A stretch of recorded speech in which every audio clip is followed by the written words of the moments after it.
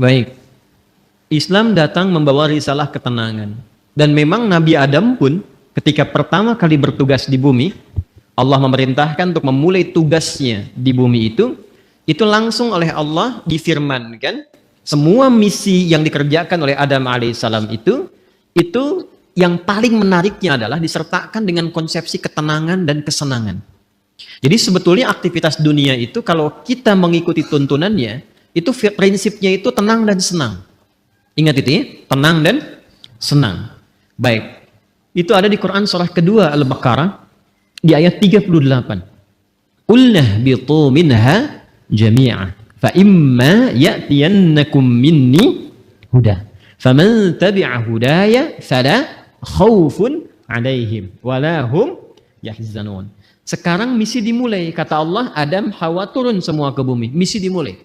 Karena Nabi Adam, kakek moyang kita, dan istri beliau, Sayyidah Hawa alaihissalam, ingat ya, Allah menciptakan manusia pertama itu Adam dan Hawa. Bukan Adam dan Hendra. Ingat ya? Adam dan Hawa. Jelas? Betul ya? Betul. Jadi begitu kemudian disampaikan, misinya diviralkan. Apa tujuan mencipta Adam dan nanti keturunan yang disebut dengan Bani Adam, disebutkan 7 kali dalam Al-Quran itu, fungsinya adalah di bumi terkait dengan ibadah. Quran surah ke-51 ayat 56, "Wa ma khalaqtul jinna wal insa illa liya'budun." Nanti pekerjaan ibadahnya bukan di langit. Yang di langit ada malaikat yang bertasbih, bertahmid, bertakdis. Nanti di ayat 30 terusannya ditemukan. Ya kan?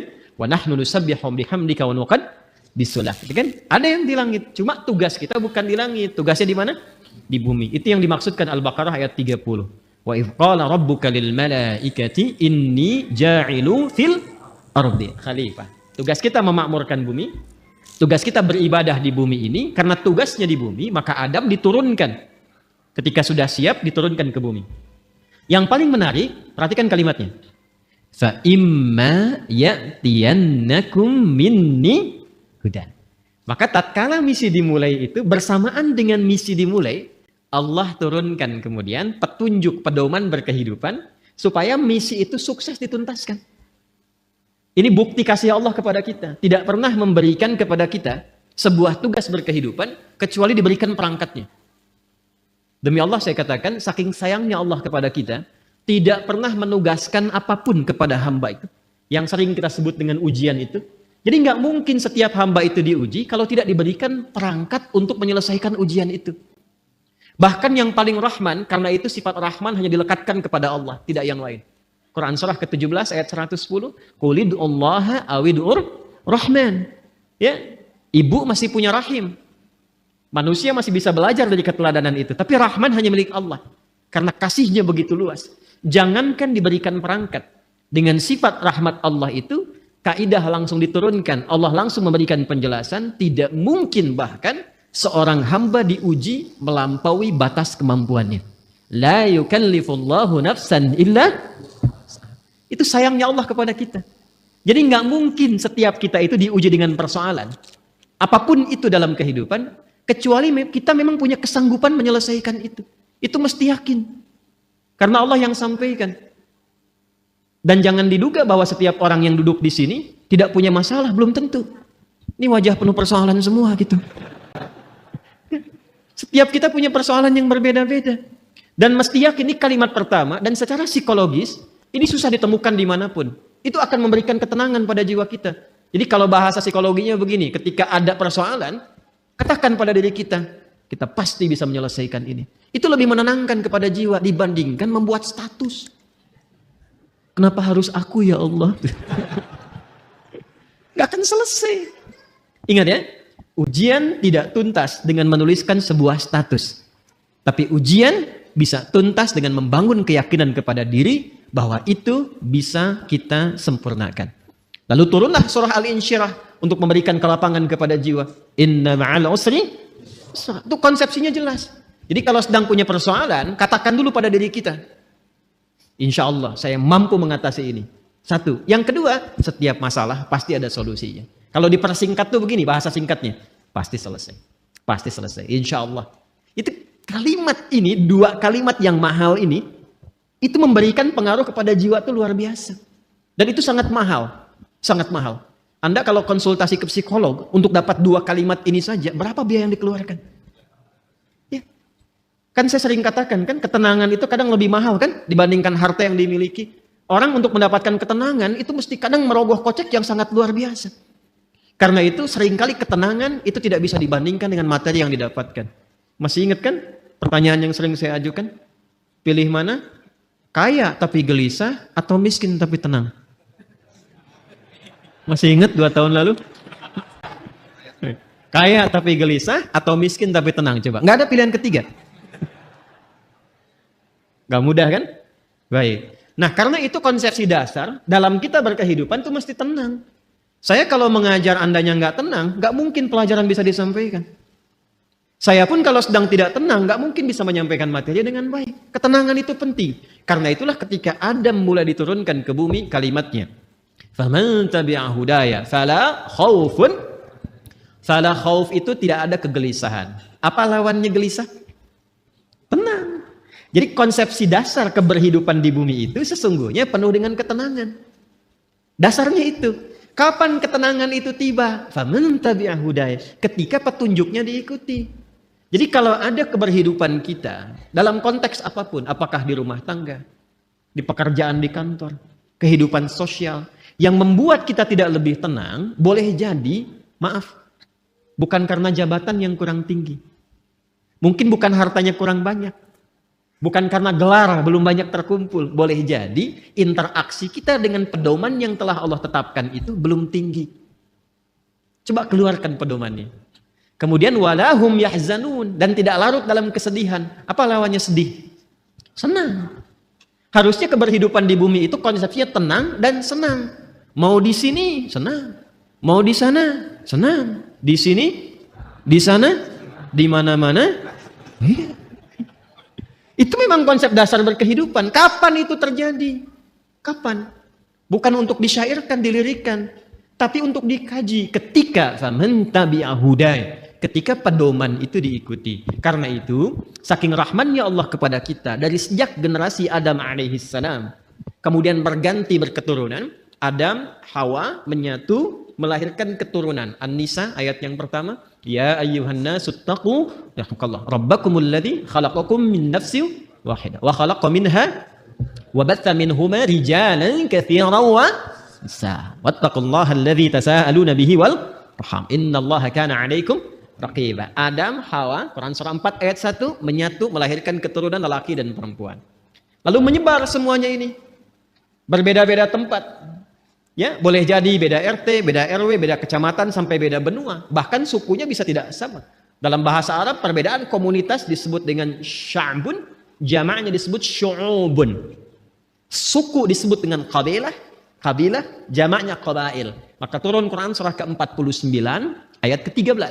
Ya ayyuhan nasu, hei semua manusia yang berinteraksi dalam kehidupan. Jadi kalau disebutkan nas, itu sifat manusia yang punya sifat sosial, akan butuh orang lain. Pasti berinteraksi. Kata Allah, hei semua manusia tanpa kecuali, yang dekat, menengah, ataupun jauh. Jadi yang merasa dekat dengan orang lain, dekat dengan Allah, atau menengah, ataupun tinggalnya di tempat yang jauh. Karena ya itu panggilan disebutkan 361 kali dalam Al-Quran, memanggil dengan semua jarak. Ayyuha, ayyunya munada, haknya tanbih. Ayyuha disebutkan 150 kali dalam Al-Quran, berfungsi untuk menguatkan dan mengingatkan. Kata Allah, saya tegaskan, saya ingatkan. Kalian semua itu, inna khalaqnakum min dzakari wa untha. Dengan keagunganku. Jadi, saking kita itu dinilai tinggi oleh Allah, maka ayatnya dibuka dengan kata inna, menggunakan bentuk ta'zimun nafsi li ta'zimi sya'ni. Rumus cepatnya begini, rumus cepatnya. Jika ada dalam Al-Quran dibuka dengan kata inna, na-nya panjang, tidak pendek, karena ada inna. Jelas? Wal 'asr, Quran surah 103, wal 'asr innal insana lafi. Itu yang pendek, innal insan. Ya, itu inna di situ huruf taukid.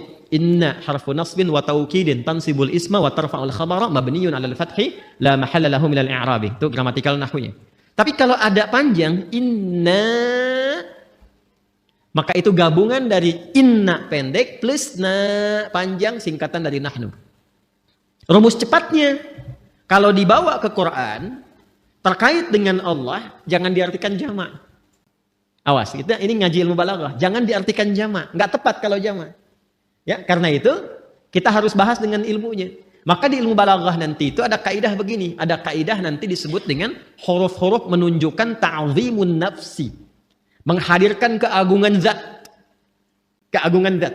Nah, menariknya di Quran itu, Allah kalau sudah menampilkan keagungan zatnya, itu selalu menggunakan kata inna panjang untuk memberikan kesan bahwa informasi yang disampaikan begitu agung. Jadi ada yang istimewa di informasi itu. Nggak sama dengan yang lain-lainnya. Ada yang mahal nilainya. Istimewa sekali. Saking istimewanya, Allah menghadirkan keagungan zatnya untuk menunjukkan keagungan informasi yang disampaikan. Contoh. Tiap hari ada siang, ada malam ya. Sebelum kehidupan berakhir. Malam itu kan normal. Setiap berganti, sekarang malam. Kemarin ada malam? Ada ya? Baik. Malam itu bahasa Arabnya lail. Tapi ketika yang ada istimewa di malam itu, makanya pakai tak di ujungnya. Dari lail jadi lailah. Saya tanya begini. Kemarin saat Ramadan, ada malam yang istimewa nggak? Namanya malam apa? Lailatul Qadar. Baik ya? Kalau ada tak berarti istimewa ya. Coba lihat surahnya, surah ke-97. Bukankah ketika menyebutkan malam Al-Qadar itu di depannya pakai inna panjang? Inna anzalnahu fi, untuk memberikan kesan bahwa informasi yang disampaikan begitu istimewa. Nah, kita ini manusia itu bukan makhluk biasa. Ini makhluk istimewa, Pak, Ibu. Jadi jangan melihat diri kita itu sebagai sesuatu yang rendah, tidak. Allah murka itu. Ya, kita itu makhluk yang istimewa. Saking istimewanya, itu Allah sudah menyampaikan dengan kalimat yang sangat indah dan menghiasi kita dengan segala kemuliaan dari ujung kepala sampai ujung kaki. Itu mulia. Buka Quran surah ke-17 Al-Isra ayat ke-70. Walaqad karramna bani Adam. Tuh, ada lam, ada qad. Lamnya taukid, qadnya tahqiq. Ya, jadi qad itu bisa tahqiq, bisa takrib, bisa taukid. Walaqad karramna, dan aku tegaskan kata Allah, aku jamin. Dengan keagunganku kata Allah, aku berikan semua sifat-sifat kemuliaan pada semua anak cucu Adam. Jadi dari ujung kepala sampai ujung kaki itu kita itu mulia. Ingat, harus paham ini ya. Saking mulianya kita ini dijaga oleh Allah supaya semua bagian tubuh kita itu tidak berinteraksi dengan segala yang bersifat hina. Karena itu semua fungsi tubuh kita harus digunakan pada yang baik-baik, pada yang mulia-mulia. Untuk itulah kenapa ada ayat turun membimbing tentang bagaimana cara menatap. Jadi melihat saja diatur. Kalau binatang kan tidak diatur. Coba lihat, monyet kan segera dilihat kan? Halo? Kenapa jadi tegang begini? Coba keragunan. Lihat monyet. Monyet segala dilihat kan? Apa saja dilihat? Pisang dilihat. Kacang dilihat. Antum dilihat. Ibu-ibu mau pakai jilbab, mau nggak pakai jilbab, dilihat juga. Mau yang ada aurat, yang terbuka aurat, yang tertutup, dilihat juga. Itu siapa? Monyet.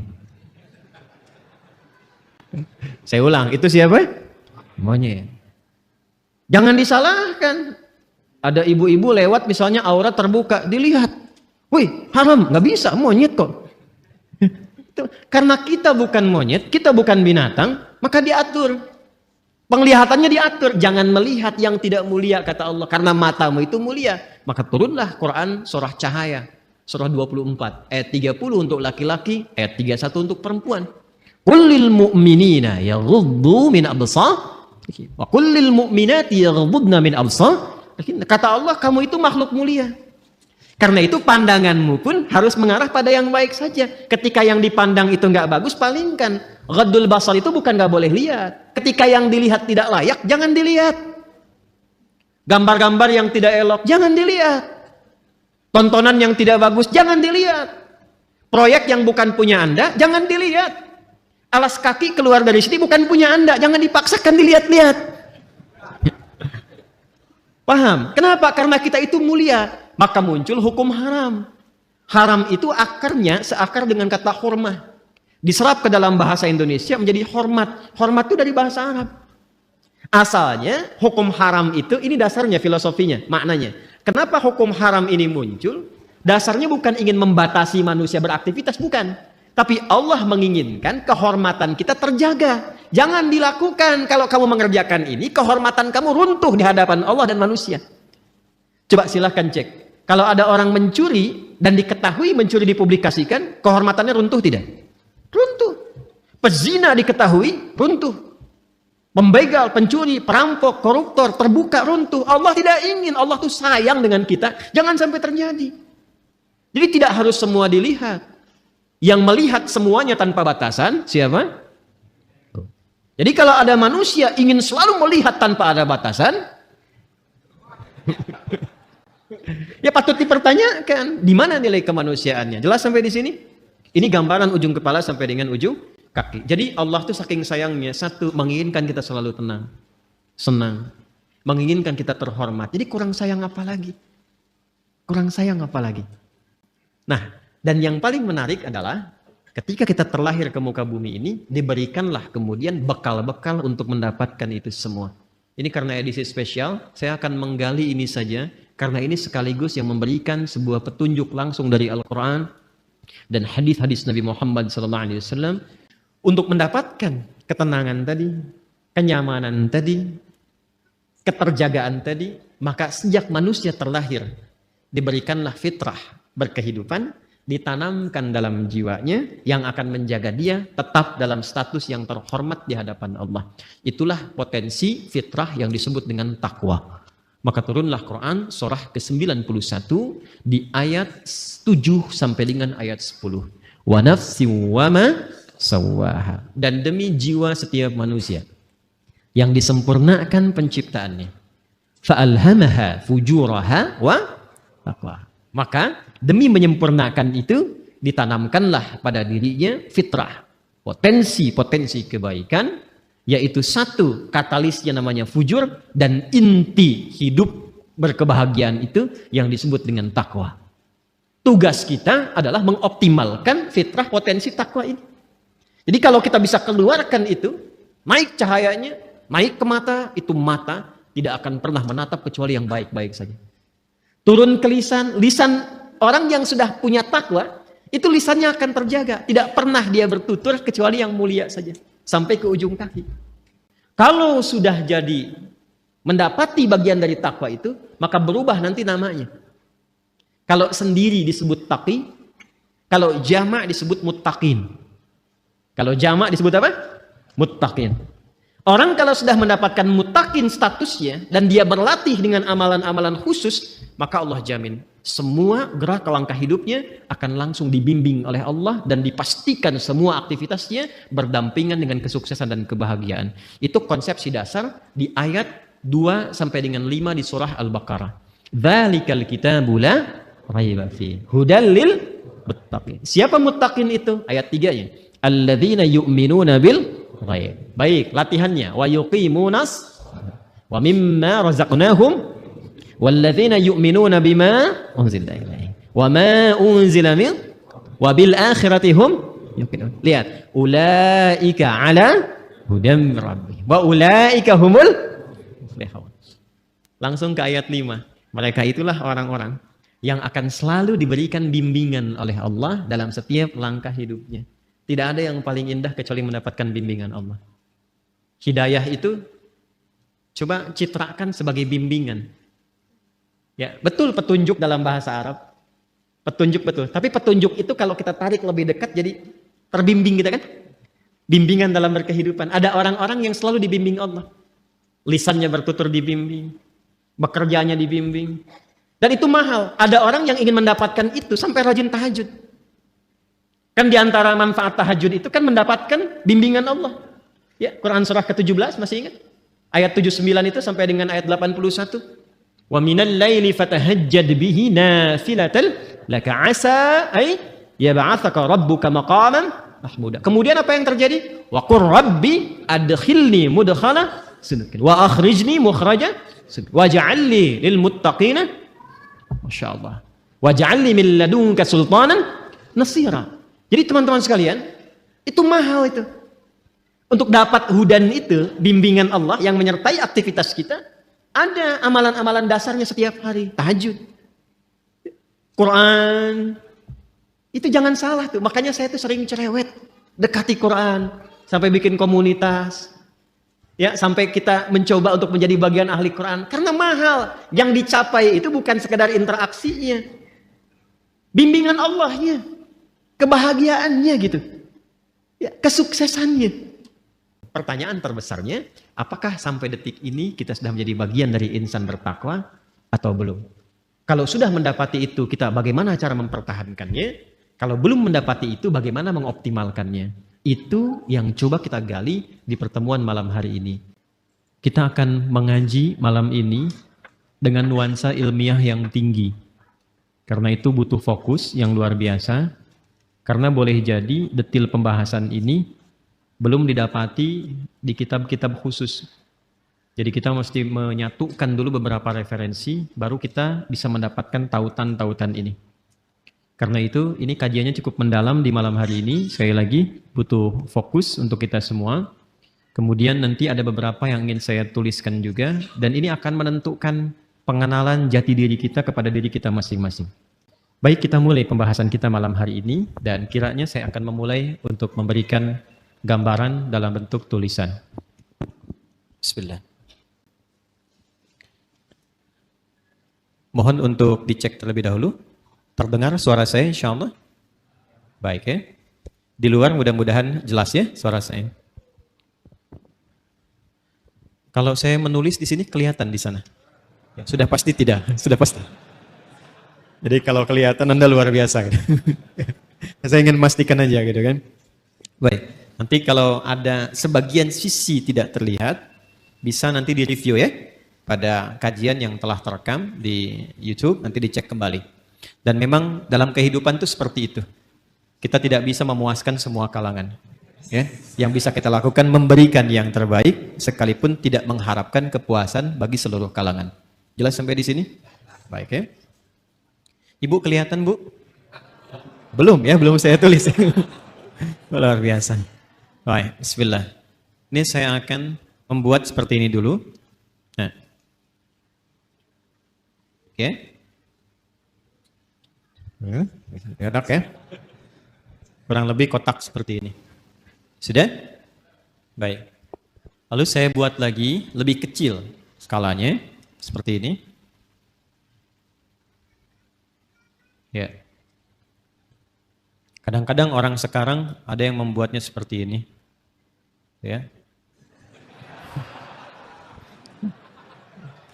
Kita hapus saja ya. Jangan menggoda, saya sudah berkeluarga. Dah, susah dihapus rupanya. Memang kalau hati sudah tersakiti agak sulit untuk dikembalikan. Dah. Ya sudahlah, ini bagian yang terakhir. Ini takin begini. Ya, baik. Gambar apa ini? Sudah ya? Baik, lihat baik-baik sekarang. Sekarang baru akan saya berikan namanya. Kotak besar, bagian terluar, tertuliskan dengan nama Sadrun. Sadrun, Sad, Dal, Ra. Jamaknya Sudur.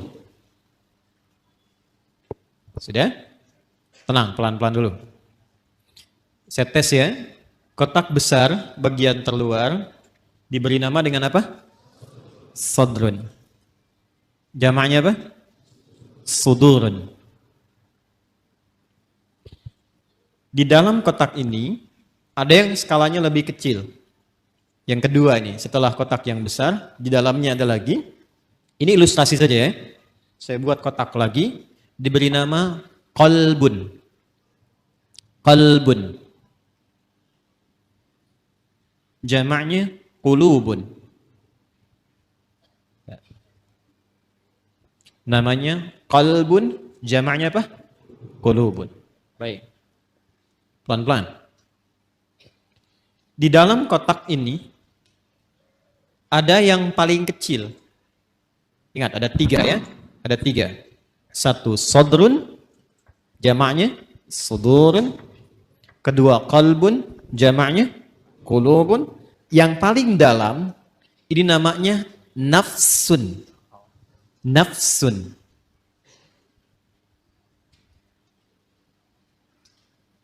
Nafsun. Apa jamaknya? Nafsun. Pelan-pelan.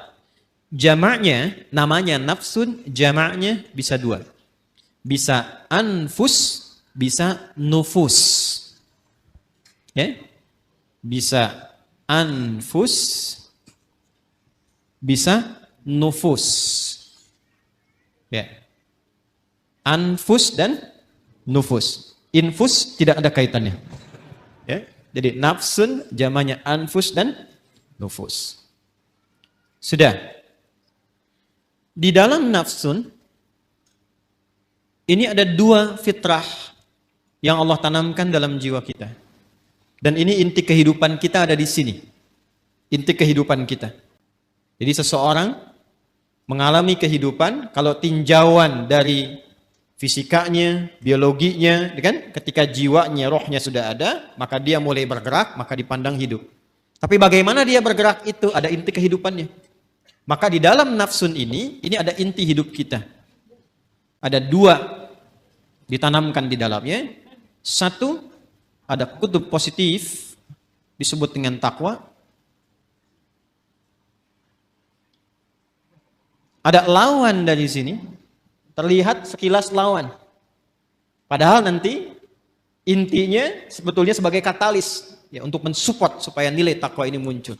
Yang kedua disebut fujur namanya. Dan ini nanti sifat kehidupan, ini akan seperti ini. Selalu ada positif, negatif. Kutub positif, kutub negatif. Apapun itu, kalau mau ditarik ke dunia elektrik juga seperti itu. Di baterai itu kan ada kutub positif, ada kutub negatif. Di kimia itu, di atom ada proton, ada elektron. Gitu kan ya? Baik. Kita lepaskan dulu semua itu. Kita kenali diri kita saja, supaya tidak terlampau melebar. Nah ini inti jiwa kita itu, di dalam diri kita yang terdalam, itu ada ini, ada takwa dan fujur. Dalilnya apa? Ke Quran surah 91 Asy-Syams ayat 7 sampai 10 tadi yang Anda tuliskan yang pertama kali. Wa nafsin wa ma sawaha. Dan demi nafas ini. Demi jiwa, demi nafas yang telah sempurna penciptaannya. Ya, sawwa itu sempurna. Kapan itu sempurna menjadi nafas? Ketika roh mulai masuk ke dalam diri, ke dalam jasad. Di usia 4 bulan. Jadi usia 4 bulan itu roh ditiupkan menyatu ke dalam jasad. Pelan-pelan. Dari mana taunya? Nanti dibuka hadis Nabi Muhammad SAW. Kalau paling mudah mungkin lihat saja Al-Arba'in, kan lebih mudah diakses ya. Hadis nomor keempat dari sahabat Abdullah bin Mas'ud radhiyallahu taala anhu. An Abi Abdurrahman Abdullah bin Mas'ud radhiyallahu taala anhu. Qala Rasulullah sallallahu alaihi wasallam wa huwa sadiqul masduq. Inna ahadakum yujma'u fi batni ummihi 40 yawman nutfah. Thumma yakunu mithla dhalika 'alaqa, thumma yakunu mithla dhalika mudghah. Thumma yursalu ilaihi al-malak fayanfukhu fihi ruh. Jadi setiap kita anak cucu Adam dicipta oleh Allah, berproses dalam rahim ibundanya itu 40 hari pertama proses percampuran antara spermatozoa dengan ovum. 40 hari kedua membentuk zigot. Mulai menempel di dinding rahim, mulai berproses. 40 hari ketiga menjadi mudghah, sebentuk daging keratan. Mulai ada bentuknya di 40 hari ketiga ini, baru kemudian diutus malaikat untuk meniupkan roh dengan izin Allah Subhanahu wa taala. 40 hari ketiga, 40 hari dikali 3, berapa jumlahnya? 120 hari. Kalau 1 bulan itu kita genapkan misal 30 hari, 120 bagi 30 berapa? 4. Maka bertemu 4 bulan.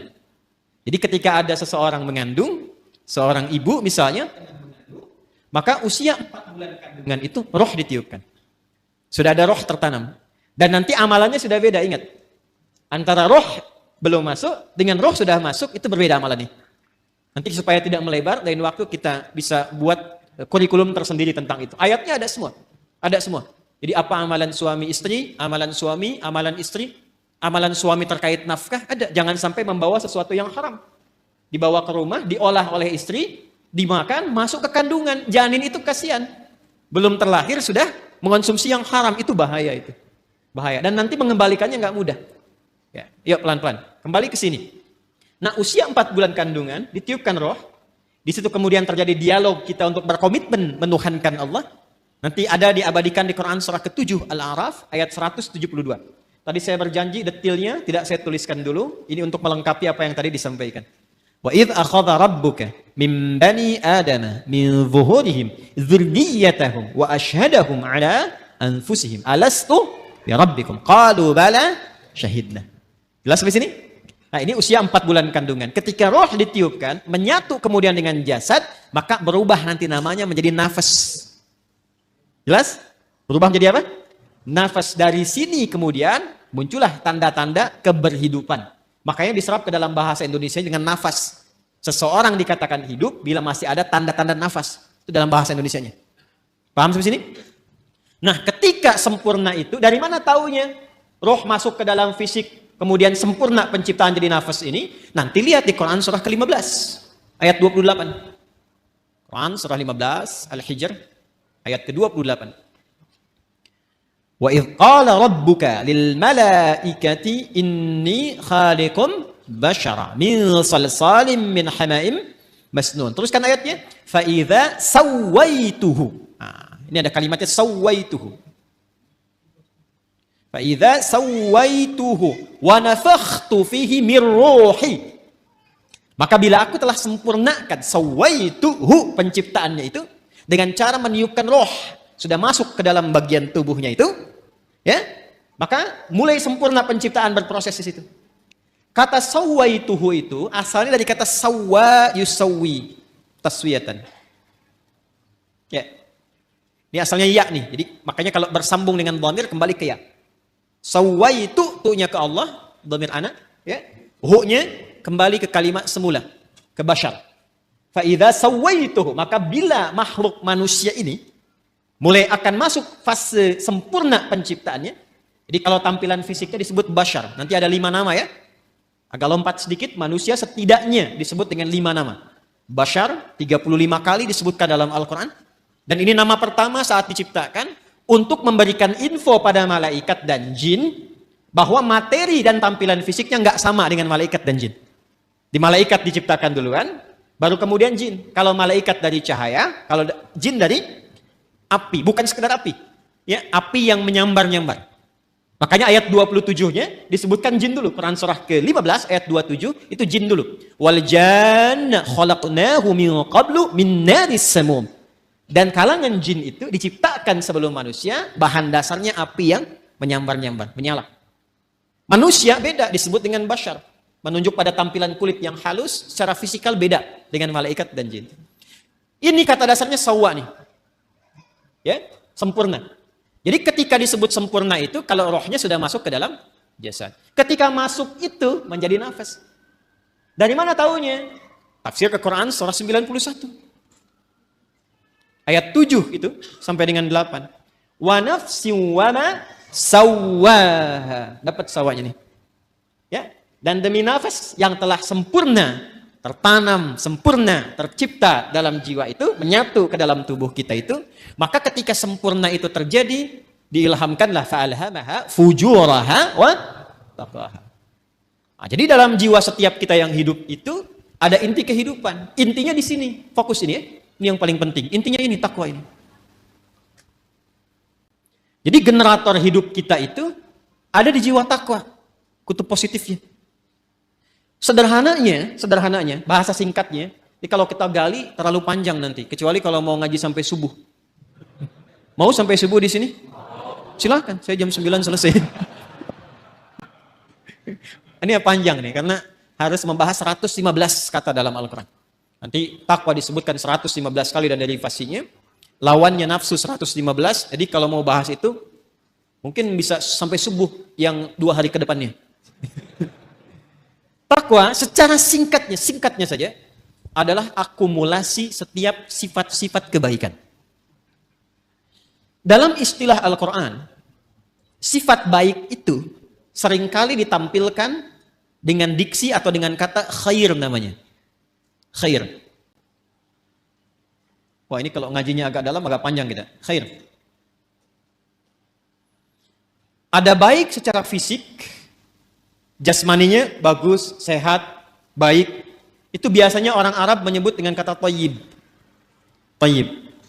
Kata thayyib pertama ada di Al-Baqarah ayat 168. Ya ayyuhan nasu kulu mimma fil ardi halalan thayyiban.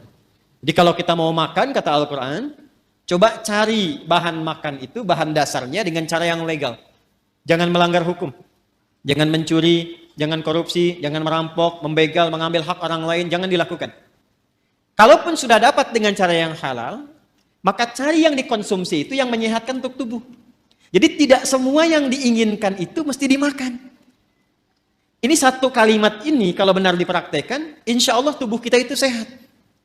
Jadi kata Al-Quran kalau mau makan, cari yang menyehatkan. Boleh, silahkan. Mungkin variasi menunya ada, tapi sekiranya tidak menyehatkan, tidak harus dikonsumsi. Jelas ya?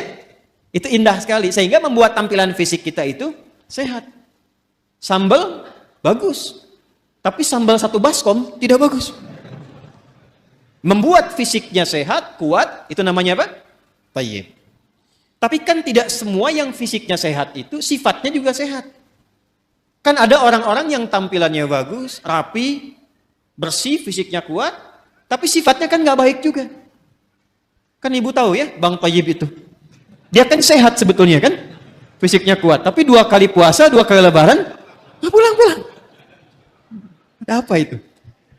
Nah, sekarang banyak yang fisiknya bagus, berdasi, berjas, tapi pencuri juga, ya, penipu juga, ya, dan turunan-turunan yang lainnya. Kita tidak menginginkan itu. Ketika kebaikan fisik diiringi dengan kebaikan sifat, maka sifat itu disebut khair namanya. Khair. Nanti ada 6 ya.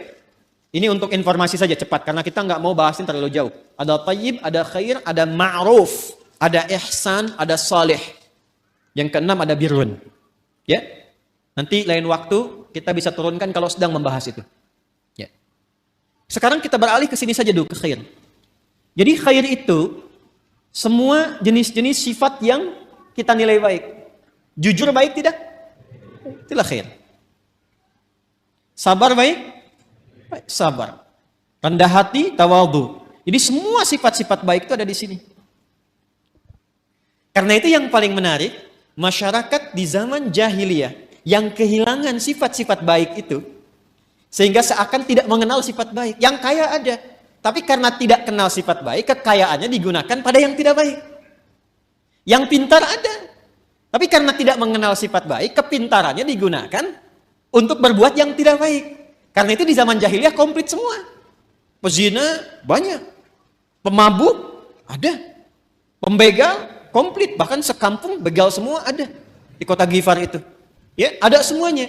Tapi ketika Allah Subhanahu wa taala menghendaki memilih Rasulullah sallallahu alaihi wasallam, memberikan pencerahan, membawa risalah rabbaniyah dengan Al-Qur'an itu, maka alhamdulillah berhasil merubah, mentransformasikan dari masyarakat jahiliyah, dikenalkan sifat-sifat baik lewat Quran itu. Ditunjukkan, dibimbing. Sehingga berubah. Kebayang nggak teman-teman sekalian? Enggak kan? Kan belum saya sebutkan. Dari yang tadinya itu keras, preman, jadi kekerasannya dialihkan pada ketegasan. Sehingga dibawa kemanapun jadi berkeadilan. Yang tadinya itu seorang yang royal, ya, dibawa kepada sifat-sifat sedekah, jadi senang berbagi. Yang tadinya angkuh, jadi tawadhu. Sehingga ketika mereka pun kemudian ikut Nabi ke Yathrib, Yathrib itu satu tempat yang sangat tertinggal jauh, ekonominya resesi, di bawah resesi. Kencang lah. Konflik sosialnya tinggi. Aus Khazraj itu 6 abad belum pernah selesai pertikaiannya. Dibawa risalah ke sana, sifat-sifat ini muncul, jadi berubah menjadi suasana kota yang tercerahkan. Semua sifat baik ada di situ, dan kisahnya viral. Sampai viral ke seantara wilayah Jazirah Arab, sehingga kalau orang mengatakan ada orang jujur di mana? Di sana tuh, Yathrib itu. Kalau mau cari orang paling tawadhu, ada di sana tuh. Sehingga ketika dikenal suasana kota, dalam bahasa Arab disebut Madinah, yang tercerahkan penuh dengan cahaya munawwarah, maka dikenallah sampai dengan sekarang Al-Madinah Al-Munawwarah. Maka dipersaksikan langsung oleh Allah Subhanahu wa taala perubahan itu dari kalangan-kalangan komunitas pada masa itu, berubah dari jahiliyah menjadi punya sifat-sifat baik. Umat yang punya sifat-sifat baik disebut khair ummah. Maka turunlah Quran surah ketiga Ali Imran ayat 110 untuk memberikan keterangan itu. Kuntum khaira ummatin ukhrijat linnasi ta'muruna bil ma'ruf wa tanhauna 'anil munkar wa tu'minuna billah. Yang ingin saya katakan, kumpulan semua sifat-sifat baik ini kalau kita kumpulkan, akumulasinya itu ada di takwa di sini. Karena itu setiap manusia yang terlahir itu punya kecenderungan berbuat baik, siapapun dia. Itu diantara fitrah. Nah, ini yang disebut fitrah tuh ini. Jadi kembali ke fitrah itu kembali ke sini. Ya, kembali ke fitrah, kembali ke sini. Menjadi lebih meningkat, tereksplor jiwa takwanya. Apa diantara fitrah itu? Yang pokok dua. Satu adalah kecenderungan pada kebaikan. Karena itu manusia, sejelek apapun, itu tetap sebetulnya punya fitrah baik dalam jiwanya. Punya fitrah baik. Karena itu pencuri pun itu pada hakikatnya nggak mau dicuri. Silahkan cek. Ya, pencuri pun nggak mau dicuri. Ya, siapapun penipu pun nggak mau ditipu. Kan saya pernah cerita 2 tahun lalu, masih ingat? 2 tahun lalu kan? Ya kan? 3 orang pencuri, 1 ketuanya, 1 asisten, yang 1 anggota kan? Begitu mereka mencuri itu, tiba-tiba setoran. Biasa setorannya sekian, yang 1 kurang. Yang asisten. Begitu dicek, ternyata dia nyimpan di belakang sakunya. Ketahuan, kata bosnya, kamu mencuri ya, padahal mereka baru mencuri. Jadi sejatinya, setiap manusia itu tidak ingin berbuat curang. Hatinya pasti menolak. Nah, itu fitrah yang harus disentuh untuk kembali. Karena itu saya tidak terbiasa untuk mencela misalnya. Ya, yang sudah tercela itu nggak harus dicela lagi. Buang-buang energi mencela yang sudah tercela. Kita doakan, sepanjang masih hidup, dia punya hak untuk soleh. Orang salah itu, ingat ini ya, orang salah itu, sepanjang masih berkehidupan, tetap punya hak untuk soleh. Karena itu, kita kewajibannya membantu dia untuk menemukan haknya itu. Jadikan jembatan diri kita. Kadang-kadang, fikih dakwah itu bisa lebih bermakna dibandingkan dengan fikih-fikih terapan syariat. Jadi kadang-kadang yang didahulukan tuh fikih dakwah dulu, bukan hukum dulu secara fikih syariat. Contoh misalnya, di samping masjid, ada orang Islam. Misal, di masjid manapun misalnya, ada orang Islam, tetangga masjid, dekat masjid. Ilustrasinya, ini masjid misalnya, di sini rumah, ya jarak 5 meter, ini speaker masjid ke sini misalnya. Sepeda ada, motor ada, mobil ada. Tapi masih belum mau ke masjid. Tetangga masjid mengaku beriman, nggak mau ke masjid. Apa hukumnya? Oh, bakar rumahnya. Enggak. Ya. Nah, sebelum kita berbicara hukum haram, hukum halal, hukum ini itu, kita baca dulu dengan fikih dakwah. Hukumnya, ajak dia ke masjid. Paham? Minimal kita doakan dalam sujud. Masih ingat 2 tahun lalu? Selalu begitu kan kisahnya kan? 2 tahun lalu saya pernah cerita kan? Ya, 1 kali di satu tempat komplek bagus, tapi bukan di sini. Jangan khawatir warga di sini, bukan di sini. Sebelum saya ke sini. Ada cerita, Ustaz, komplek ini mewah bagus. Tapi warganya muslim belum senang ke masjid, sehingga safnya itu sedikit gitu. Oh, begitu Pak. Masya Allah saya bilang. Sudah didoakan? Sudah ditengok? Belum. Kalau begitu begini Pak. Besok Bapak beli buah. Habis subuh, libur, ya, Sabtu, dari masjid, bawa buah, mampir ke rumahnya dia. Yang muslim itu yang belum ke masjid. Nanti Bapak ke situ, kalau dia tanya, Assalamualaikum, aja apa kabar? Bapak bilang, Waalaikumsalam, wabarakatuh. Dia, Bapak sehat, saya kira Bapak sakit. Nggak kelihatan di masjidnya ada buah gitu. Coba aja dulu. Itu alhamdulillah tuh. Pekan depannya, nambah jamaah itu. Udah ke masjid. Kadang-kadang itu masih didahulukan deh. Itulah khair. Itulah khair. Jadi akumulasi dari setiap ini, khair itu membentuk karakteristik apa? Takwa. Nah ini mesti dioptimalkan. Karena kalau ini keluar, setiap kita insya Allah otomatis jadi orang baik. Ya, pasti dia orang baik tuh, insya Allah. Karena Allah yang jamin. Ini mesti dioptimalkan. Nah untuk menjadikan percepatan ini keluar, maka ada katalisnya. Belajar kimia ya? Ya. Kan ada ikatan-ikatan dia, termasuk yang mempercepat. Untuk mempercepat ini keluar, muncul. Ya, kalau mangga pengen cepat matang, dia apa? Dikarbit ya, bahasa sederhana dikarbit ya. Ini ada katalis supaya cepat keluar ini muncul, maka diciptakanlah lawannya. Lawan ini sejatinya bukan lawan kontra, tapi untuk memberikan stimulus supaya yang ini cepat keluar. Disebutlah fujur namanya. Maka setiap ditemukan sifat baik di sini jujur, maka akan ada lawannya di sini di fujur. Misal, di sini ada jujur, di sini pasti ada dusta. Anda sekuat apapun membuat kalimat, tidak ada dusta di antara kita, tetap dustanya ada. Karena ini bawaan untuk mempercepat ini keluar. Sabar di sini ada amarah. Tawadu, rendah hati di sini ada sombong. Ya. Karena selalu berlawanan. Wa min kulli syai'in khalaqna zawjaini la'allakum tadhakkarun. Segala hal itu aku ciptakan berlawanan supaya kalian sadar, kata Allah, hanya aku yang tunggal, yang tidak punya pasangan. Itu ada di Quran surah 51 ayat 49. Nah, konsepnya begini.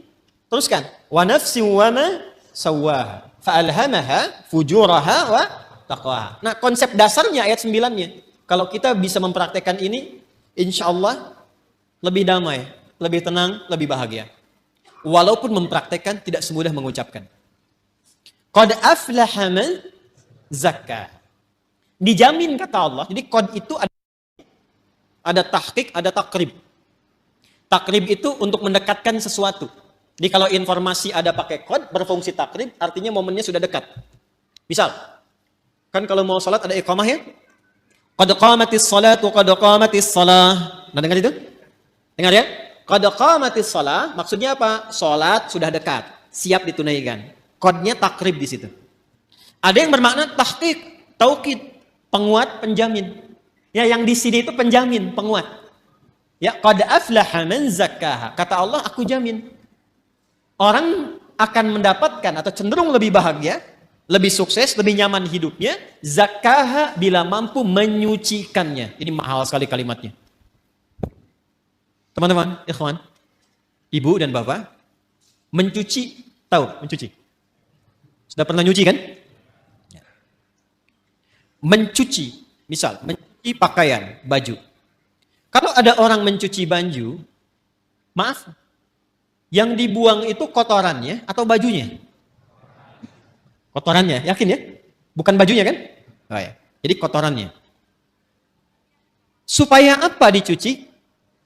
Bersih. Apa lawannya bersih? Kotor. Masya Allah. Jadi kotor itu diciptakan oleh Allah bukan untuk menjadikan tampilan kita kotor, bukan. Tapi untuk menampakkan kebersihan. Sebab gak mungkin ada bersih kalau gak ada kotoran. Jadi filosofi kotor itu bukan untuk menjadikan kita menjadi kotor, bukan. Tapi supaya bersihnya tampak. Sebab kalau nggak ada kotornya ngapain dicuci? Jelas ya? Nah, jadi ini poinnya. Jadi cara membacanya itu, ini kalimatnya tinggi. Makanya dibacanya nanti pakai isti'arah di balaghah. Membacanya tinggi sekali.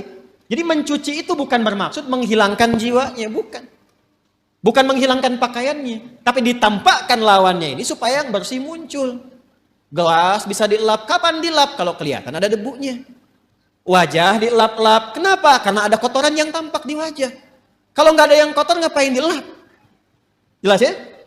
Baik. Nah, ini cara membacanya, terapkan ke sini.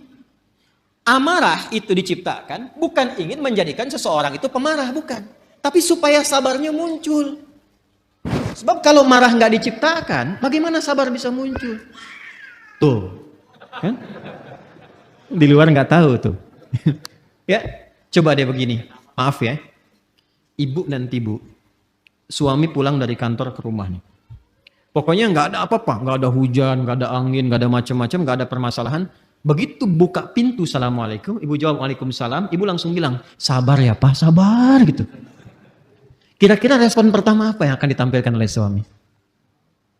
Mama sehat. Nggak mungkin kan itu muncul, kecuali ada amarah dulu, baru sabar muncul. Jadi ternyata sabar itu bisa muncul kalau amarahnya sudah keluar. Maka cara memandang setiap persoalan itu paling gampangnya, ingat ya, tadi saya katakan mudah diucapkan, tapi juga tidak mudah untuk dipraktekkan, perlu berlatih. Ketika ada sesuatu yang tidak disukai, cepat cari lawan yang disukai. Karena fujur itu ditampilkan supaya takwanya muncul. Jadi kalau sekiranya Anda melihat berita, mendengar misalnya, ya, ada yang berdusta, tandanya kita harus jujur. Ada yang sombong, tandanya kita harus rendah hati. Ada yang cemberut, lawan cemberut apa? Senyum. Ada yang menangis, lawan menangis apa? Ibu pulang ke rumah, datang suami lihat istri sedang cemberut, ya kan? Waalaikumsalam. Ini ada gelang baru 1 kilo. Oh. Biasa. Tapi kan ini nggak mudah. Apalagi kalau ada persoalan-persoalan hikmah. Kadang-kadang nggak seperti itu pula. Tapi ini standarnya. Jadi yang saya ingin katakan adalah, itu di takwa semua sifat baik. Yang fujur itu katalis, stimulusnya supaya cepat naik. Persoalannya apa? Persoalannya, kalau fungsinya itu tidak sesuai seperti yang Allah tetapkan. Jadi keluar dari fungsi. Nah ini yang diinginkan oleh setan. Setan itu sejak mula dia mengajukan proposal untuk menggoda anak cucu Adam dan ikut turun ke bumi, dia sudah mengajukan permohonan kepada Allah untuk menggoda, memanfaatkan sifat fujur supaya dia berdiri sendiri, bocor. Keluar punya jalur sendiri. Yang seharusnya mensupport takwa muncul, dibikin bocoran di sifat fujur itu supaya keluar sendiri punya jalur. Itu ada di Quran surah keempat An-Nisa ayat 118. Ya. La'anahullah. Kemudian dia berkata, wa qala la attakhidanna min ibadika nasiban mafruḍa. Coba Pak, lihat. Nanti kalau ngaji lagi bawa mushaf ya. Ya, Quran surah keempat ayat 118. Paling kanan tuh agak ke bawah. Setan dilaknat oleh Allah, lantas dia mengajukan permohonan. Ya Allah, perkenankan aku. Ya, berikan aku kesempatan untuk membuktikan aku lebih hebat dibandingkan dengan Adam. Katanya. Selalu begitu. Caranya bagaimana? Aku ingin menggoda, memberikan sebuah jalan baru secara halus, supaya satu bagian dari 2 bagian fitrah manusia itu, ya, aku berikan jalur sendiri supaya keluar. Dan dari situ muncul kemudian maksiat. Keluar bergeser. Bergeser dari jalur yang benar itu disebut dengan fusuk. Ya, pelanggarannya disebut dengan asa, sifatnya disebut dengan maksiat. Maka dibuatlah oleh setan itu sebuah jalur baru, ya, dengan cara yang halus, seakan-akan tak terasa, kayak air meresap tiba-tiba basah. Dalam bahasa Arab disebut dengan was-was. Maka dia masuk dari jalur ini, dari atas, sudur. Alladzi yuwaswisu fi, masuk lewat sini, menghembuskan penyakit ke kolbu juga, ya.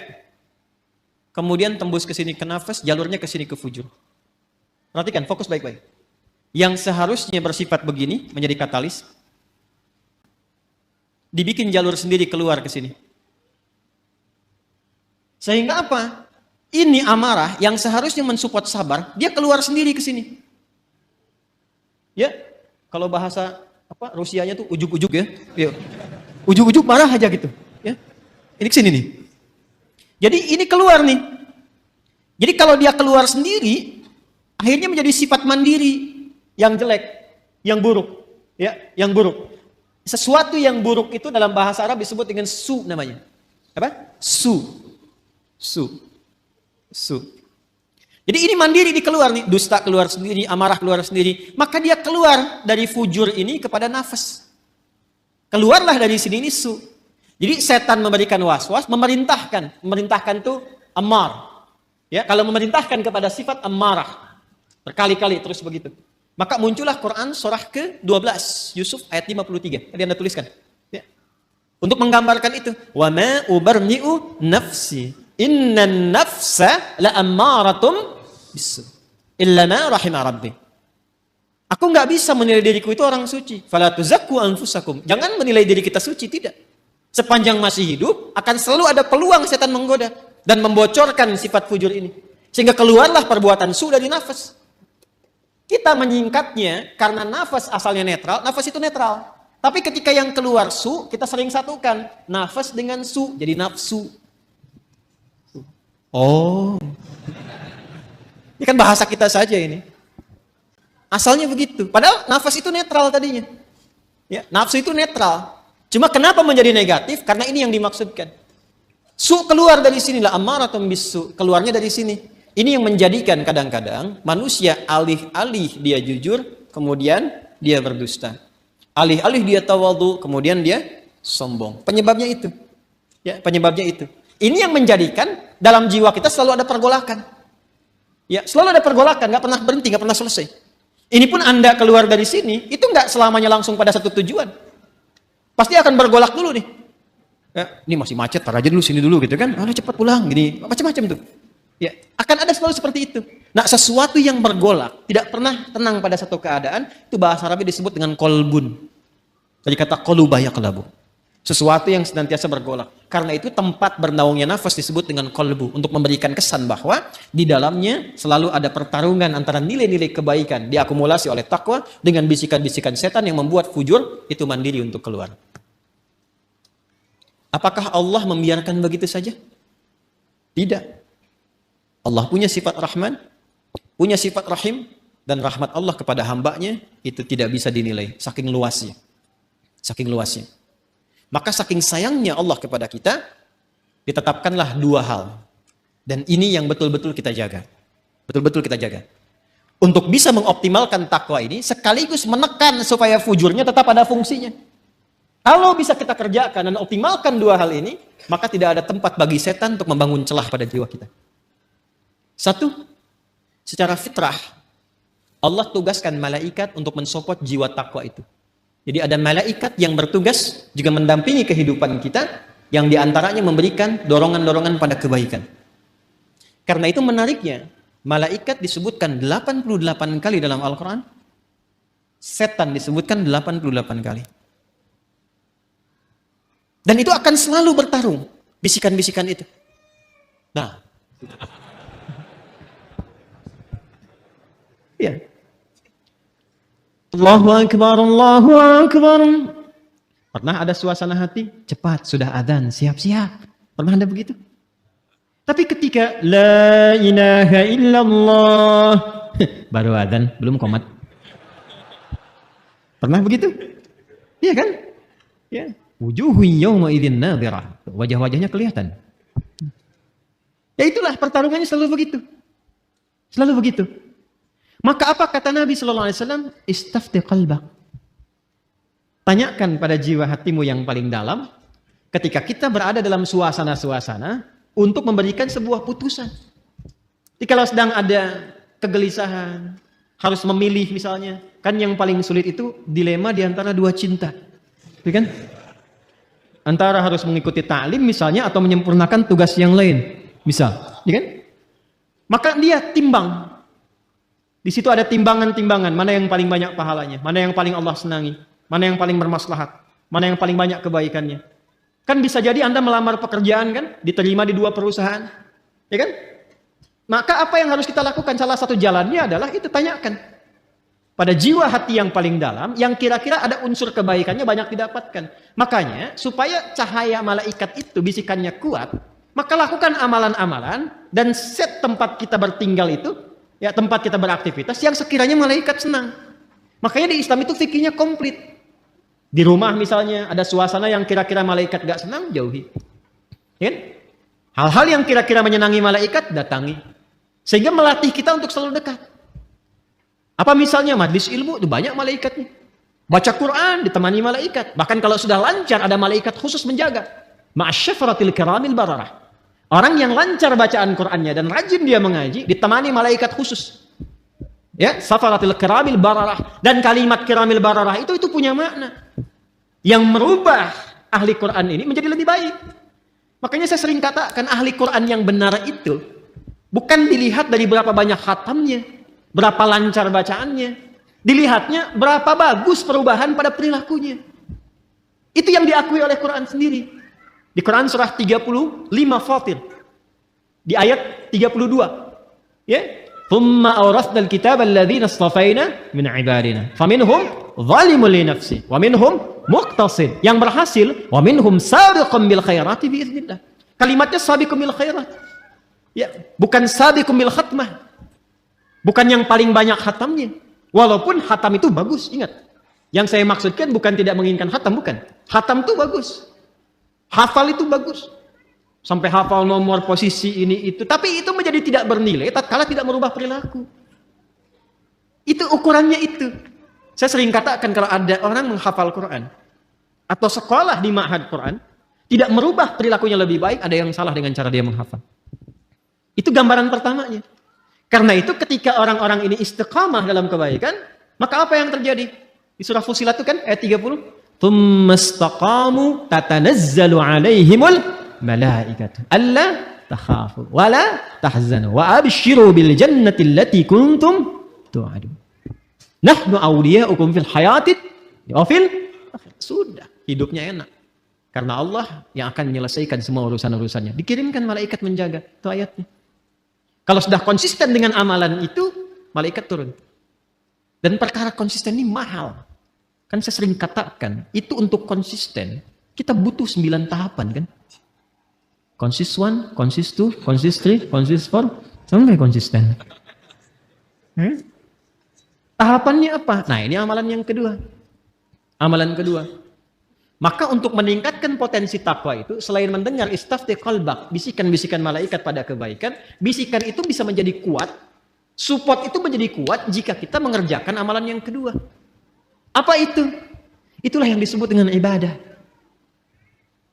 Dengan ibadah itu nanti amal keluar menjadi soleh. Maka muncullah istilah amal soleh. Maka desain ibadah sejatinya itu untuk kita sendiri. Ya, orang nggak ruku, nggak sujud terhadap Allah, nggak sholat, nggak menurunkan status Allah sebagai Tuhan.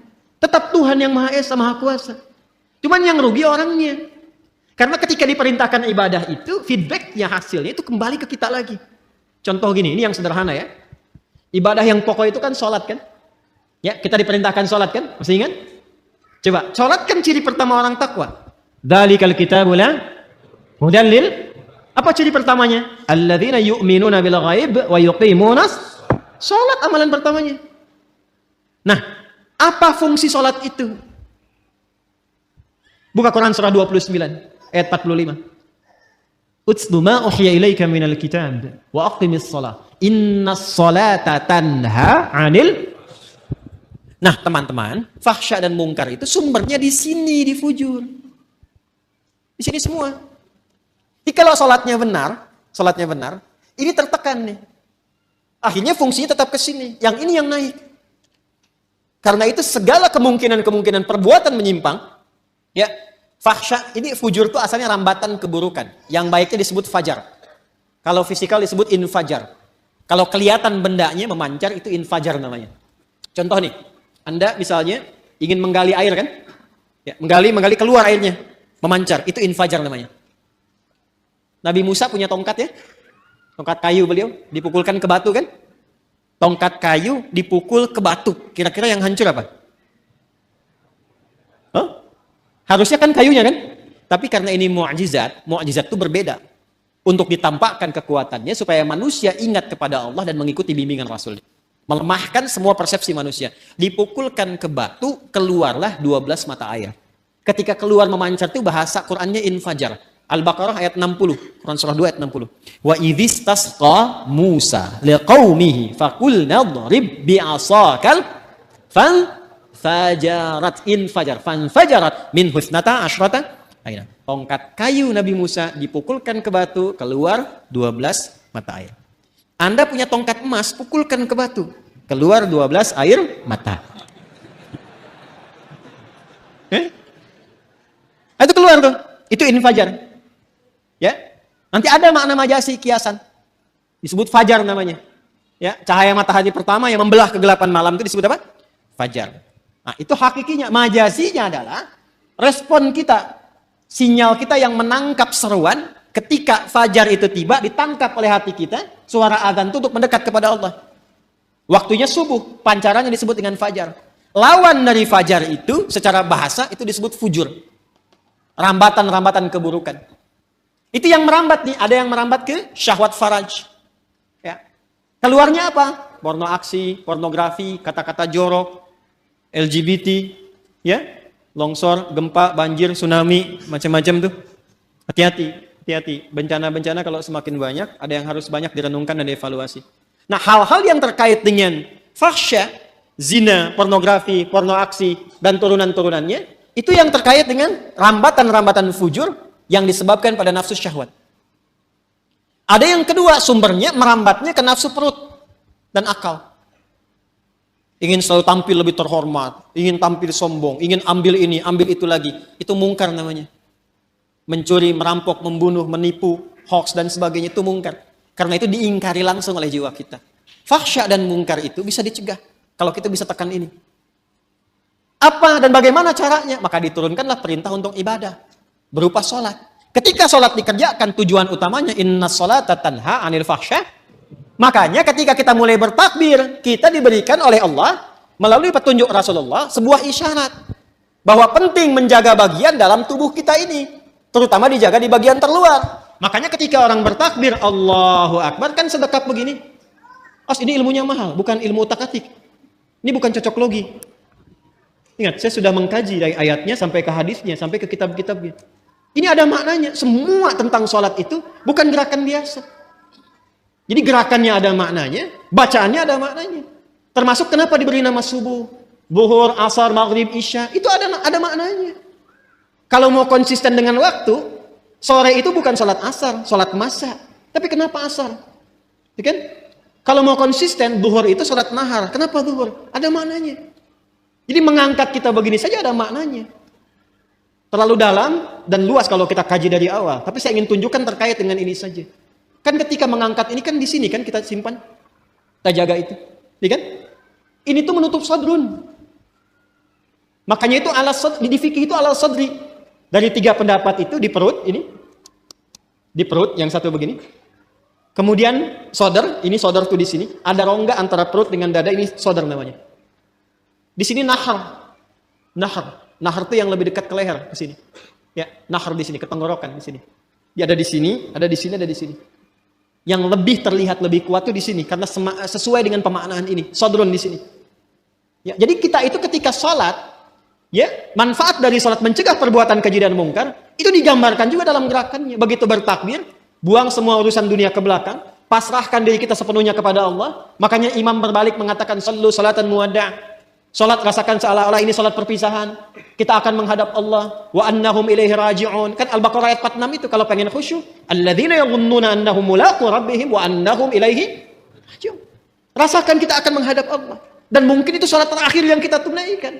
Itu membawa kehusyuan. Makanya kita pasrah dan buang semua urusan dunia ke belakang, jangan dibawa dalam salat. Kadang yang menyebabkan kadang yang menyebabkan ada orang tidak khusyuk itu ketika dia bertakbir, dunia masih di bawah, itu problemnya. Jadi lisannya Allahu Akbar, tapi status IG-nya itu masih Akbar. Handphonenya itu masih Akbar.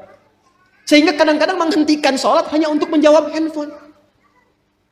Ya, itu yang terjadi. Jadi ketika sudah diangkat, dibuang, disimpan di sini kan? Ya kan?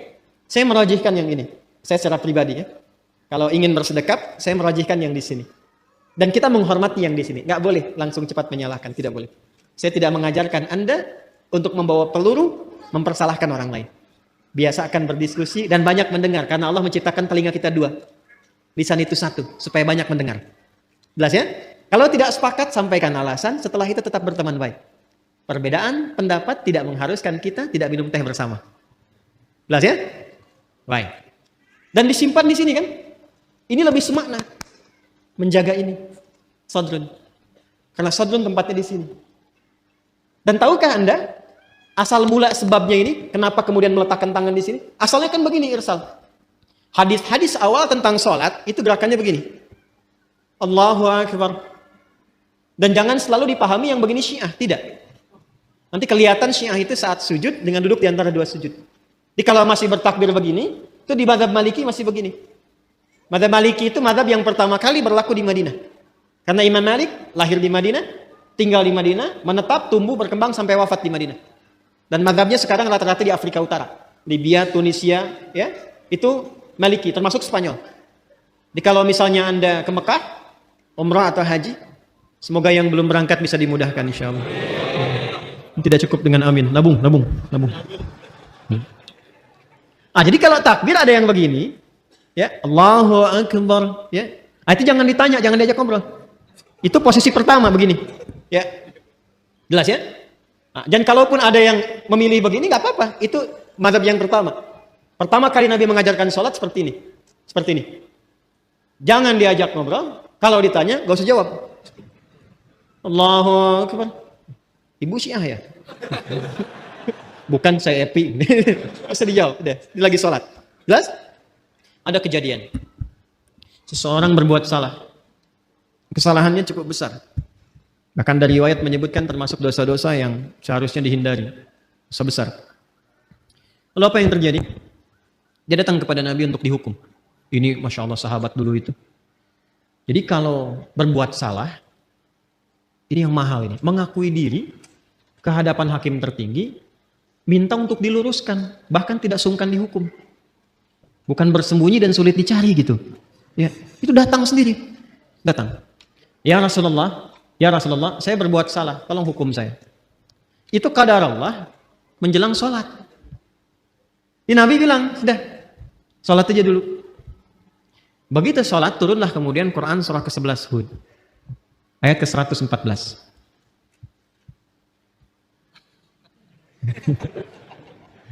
Quran surah ke-11 Hud ayat 114. Buka surahnya.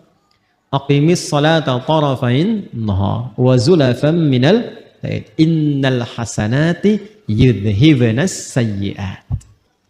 Itu asalnya. Quran surah 11 ayat 114. Tunaikanlah salat di kedua sisi siang itu.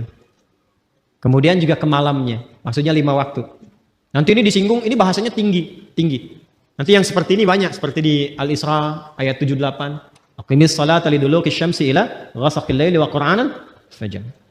Lalu yang menarik ini, innal hasanati yudhhibnas sayyi'at. Semua salat yang dikerjakan itu disifati langsung oleh Allah dalam Al-Qur'an dengan nama hasanah. Innal hasanati yudhhibnas sayyi'at. Orang-orang yang mampu salat dengan benar itu akan melahirkan hasanah dan langsung menggugurkan kesalahan-kesalahannya. Jadi ayat ini sekaligus membebaskan si pelaku maksiat tadi, ya kan? Dalam ancaman hukuman itu langsung pembebasannya turun wahyu dari Allah. Dan diampuni sama Allah. Makanya ketika selesai sholat, Nabi tidak menghukum. Karena selesai masalahnya dengan taubatnya itu. Ya, selesai masalahnya. Makanya kalau ada persoalan, jangan semua masalah itu di broadcast. Dibikin status. Diselesaikan. Curhat sama Allah atau minta solusi pada yang sekiranya memberikan solusi. Saya tarik lagi, apa hubungannya dengan ini? Jadi begitu selesai tuntas ini, salat ini ditunaikan, turunlah ampunan Allah Subhanahu wa taala dan disebut dengan hasanah. Innal hasanati yudhhibnas sayyi'at. Apa hubungan dengan pembahasan kita? Sangat nyambung.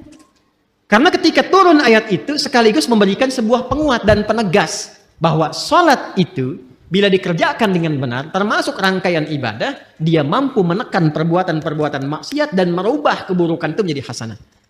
Sedangkan hasanah itu bagian dari konsepsi takwa. Coba Al-Arba'in, ini ngaji hadisnya sampai mana ya? Coba Al-Arba'in dibuka yang nomor 18 itu. Ya, kalau saya nggak keliru nomor 18 tuh. An Jundub bin Junadah wa Mu'adz bin Jabal radhiyallahu taala anhuma qala Rasulullah sallallahu alaihi wasallam ittaqillaha haitsuma kunta wa atbi'is sayyi'atal hasanata tamhuha.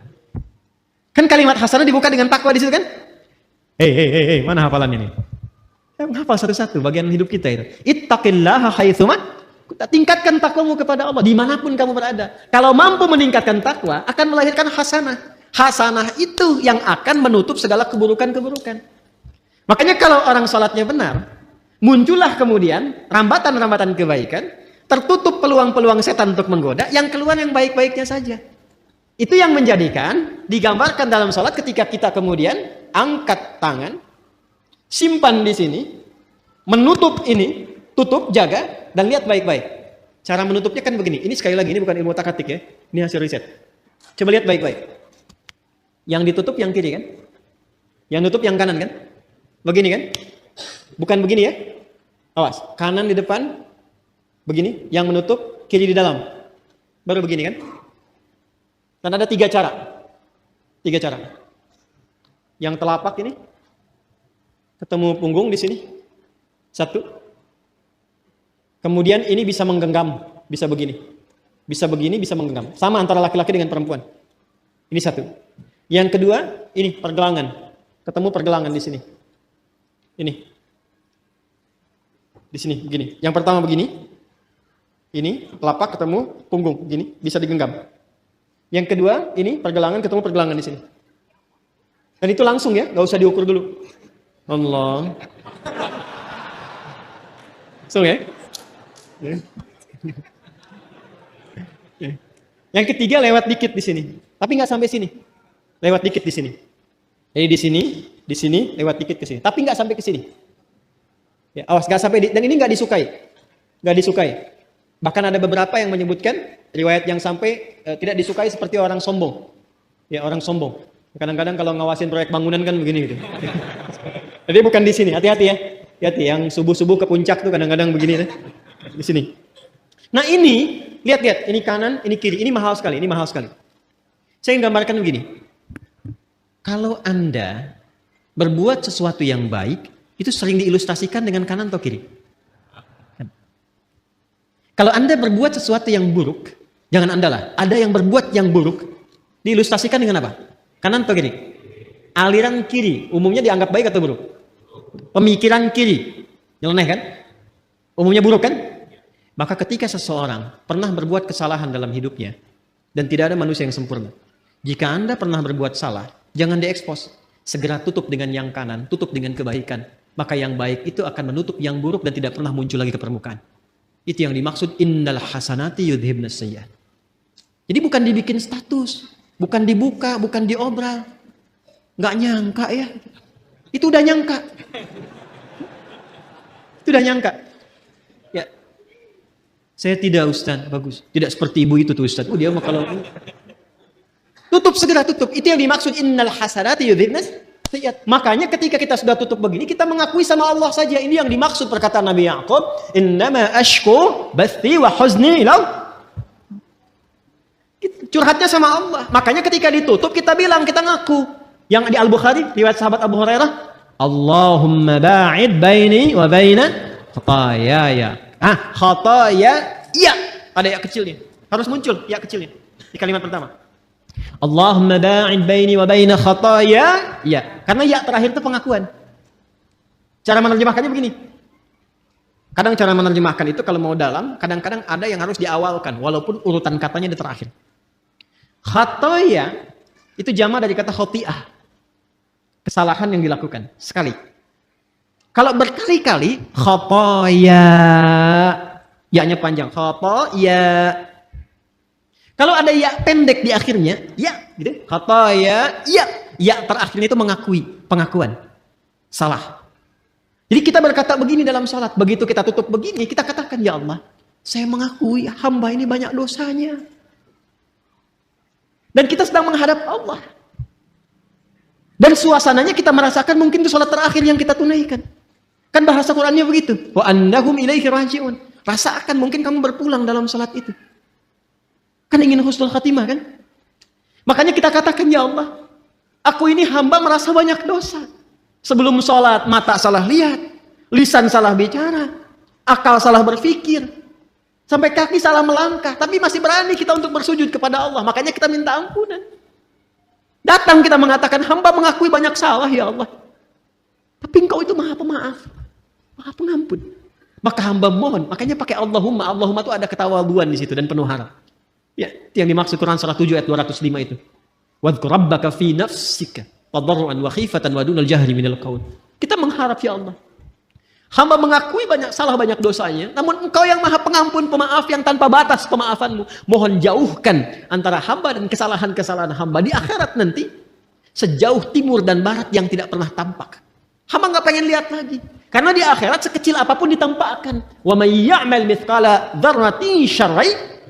Kebaikan ditampakkan, keburukan pun tampak. Nah kita tuh gak ingin lihat lagi itu. Sekarang ditutupi pun, segelintir orang gak lihat. Tapi di akhirat diviralkan ke semua penghuni langit dan bumi. Makanya kalau gak diperbaiki sekarang, mesti hati-hati.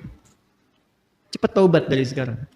Untuk kita semua. Sebab kalau sudah alamnya berpindah, viralnya itu semua tahu. Oh.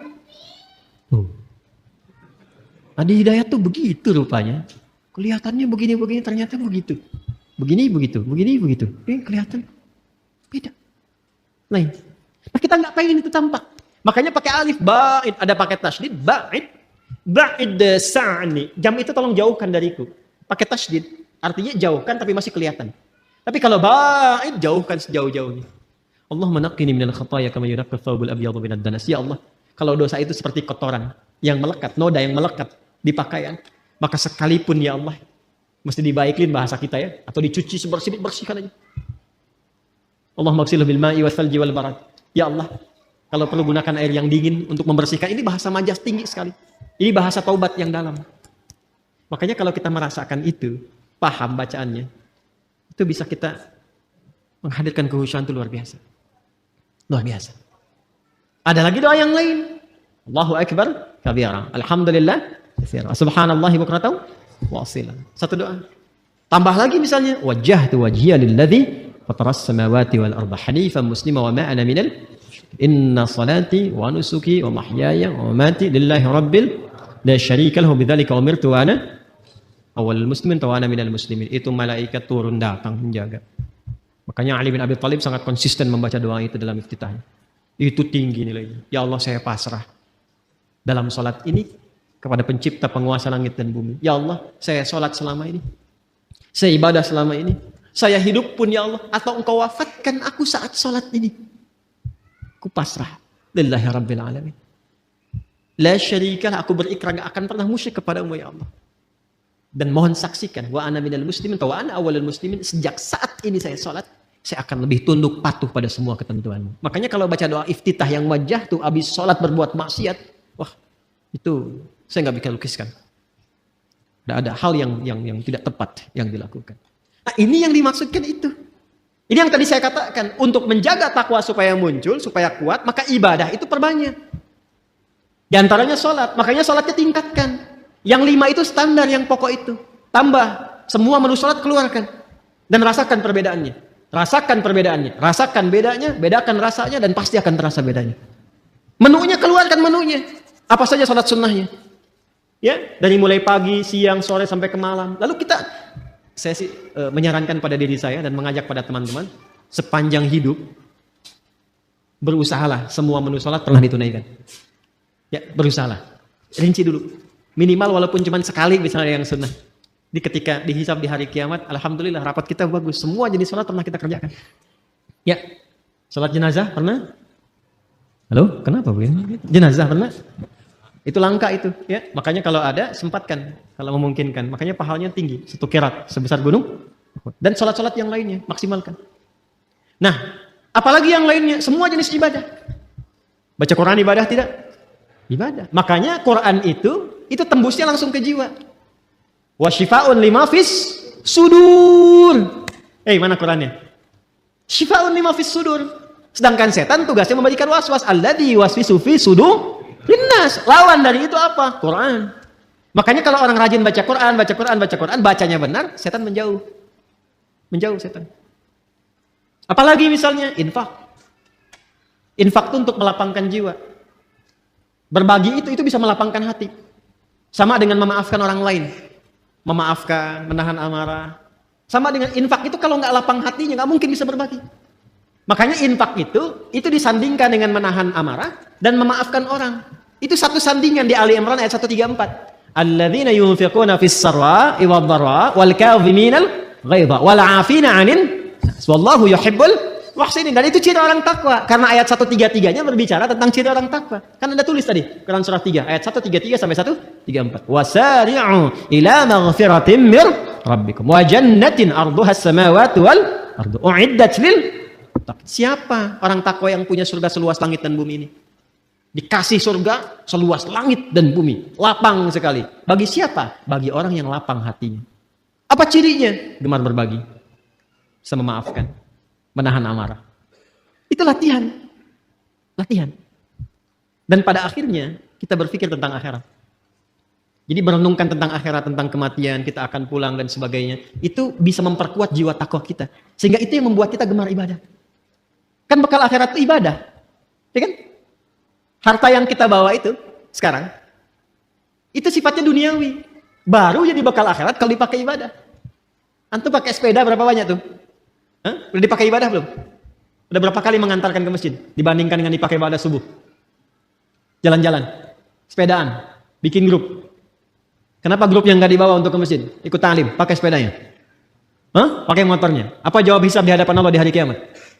Aku berikan nikmat kepadamu berupa nikmat A yang tidak aku berikan pada hamba yang lain. Dia nggak punya sepeda, jalan dengan kaki dan sendal jepitnya itu ke masjidku. Kamu aku kasih mobil A, mobil B, motor C, sampai sepeda yang paling mahal. Yang di bumi cuma ada satu. Nggak sanggup mengantarkan kau ke masjid. Belum bisa dipakai ibadah. Buka lemari. Lihat semua jenis pakaian yang ada di lemari itu. Udah dipakai ibadah belum? Kelihatannya sederhana. Tapi itu bisa meringankan hisab. Minimal pakai dulu ibadah. Ya, saya mencoba membiasakan begitu. Jadi kalau ada apapun itu, baju, walaupun cuma kaos, pakai, tutup lagi, pakai sholat dulu. Jadi ketika ditanya, ya di hidayat, ada nikmatku di hari, ya Allah Engkau maha mengetahui ya Allah. Mulut kan dikunci, bajunya bicara. Dan dia bersaksi, aku pertama kali dipakai ya Allah, sholat. Menyembahmu, sujud kepadamu. Wah itu indah tuh, tenang hati kita tuh. Tenang. Nah sekarang, malam ini tinggal kita evaluasi diri. Apakah pancaran-pancaran itu sudah keluar dari ekspresi tubuh kita dari ujung kepala sampai ujung kaki? Itu yang dijaga, dimaksimalkan sampai kita berpulang. Bila kita mampu berlatih itu, yang pertama Allah berikan ke dalam jiwa. Tanda-tanda mendapatkan perubahan itu, tanda-tandanya. Pertama diberikan ketenangan dulu. Ketenangan. Makanya kata sodrun, itu dilekatkan dengan insyirah, syarah. Syarah itu lapang, tenang, nyaman. Nabi ketika mendapatkan ketenangan, turun Quran surah Al-Insyirah. Surah 95 itu kan? 94, 95 At-Tin. Ya. Alam nashrah laka sadrak. Itu kan sadrun. Ya, alam nashrah laka. Bukankah sudah kami lapangkan keadaan jiwamu ya Muhammad sallallahu alaihi wasallam? Makanya bedanya Nabi Muhammad dengan Nabi Musa digambarkan di Quran. Lapang Nabi Muhammad lebih lapang. Nabi Musa itu sebelum berdakwah ke Firaun, doa dulu. Rabbi syrahli sadri. Qala rabbi syrahli. Quran surah apa? Toha. Ayat berapa? 25. Kan? Qala rabbi syrahli sadri. Wa yassir li amri. Wahlul 'uqdatam min lisani yafqahu. Ya Allah lapangkan hatiku supaya kalau dicaci maki Firaun karena hatinya lapang enggak banyak berefek. Sebab kalau berefek sedikit saja Nabi Musa tersinggung keluar kata-kata jadi karena beliau nabi. Firaun ya Allah keterlaluan nih. Wafatkan aja sekarang, wafat. Hikmah enggak tampak. Ya. Jadi beliau berdoa, Rabbi syrahli sadri. Berdoa dikabulkan. Nabi Muhammad enggak minta turun ayat alam nashrah laka sadri. Nabi Musa berdoa, wa yassirli amri. Dikabulkan. Nabi Muhammad enggak minta turun ayat wa nuyassiruka lil yusra.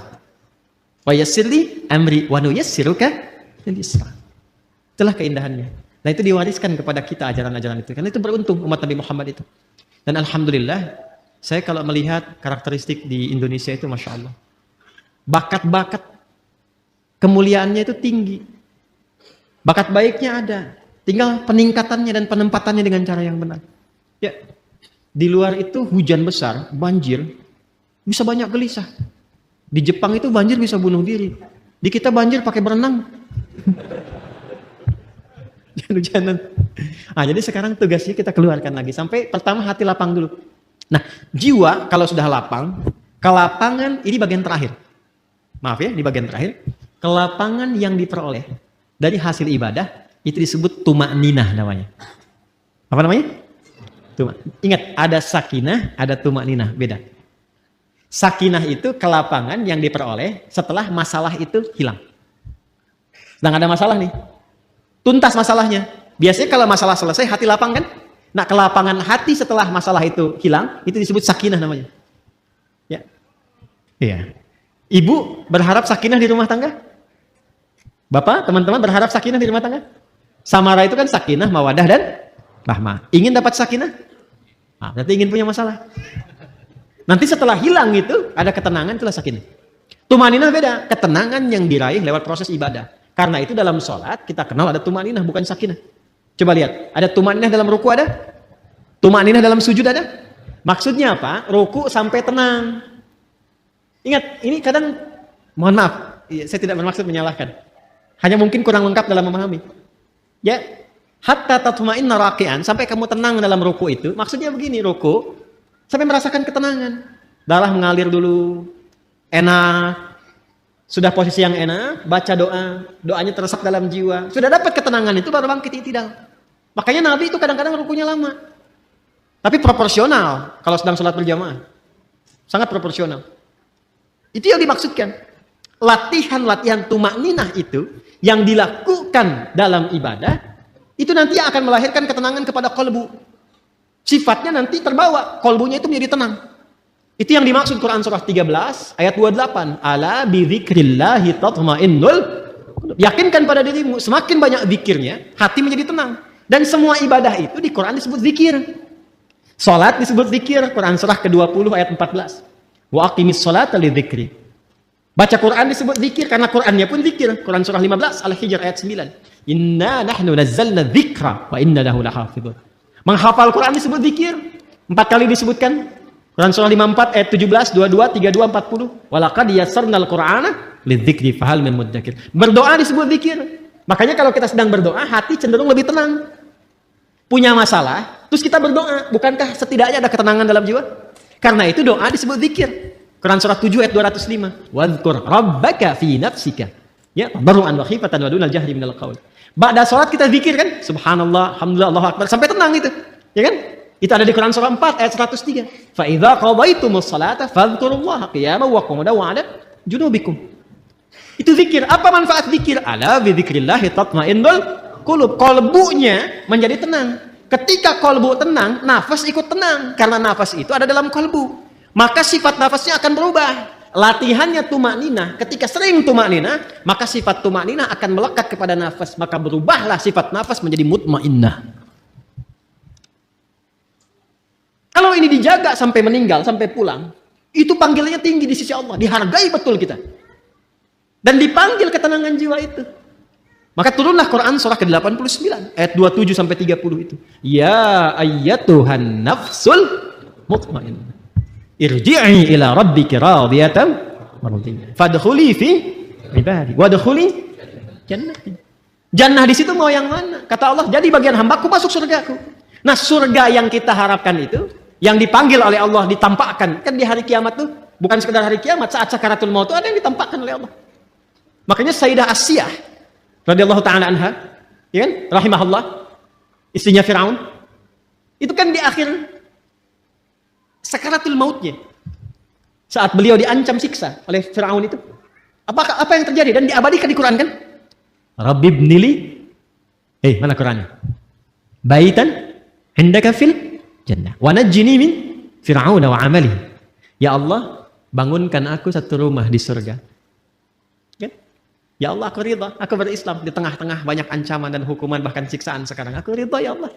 Aku ridha, aku menerima semua itu sepanjang itu adalah bagian dari ketentuan. Mohon dengan segala ketulusan dan keriduan perjuangan ini, berikan aku satu rumah di surga. Ditampakkan langsung. Makanya ketika ditampakkan senyum, riwayatnya kan begitu. Ya, riwayatnya kan begitu. Coba lihat di kitab Al-Bidayah wa Nihayah itu, jilid yang kedua. Ada 21 jilid yang kedua. Itu kisahnya Nabi Musa dan turunannya. Itu senyum. Makanya ketika senyum itu diperlihatkan itu. Ketika senyum, komen Firaun. Kita langsung dislike.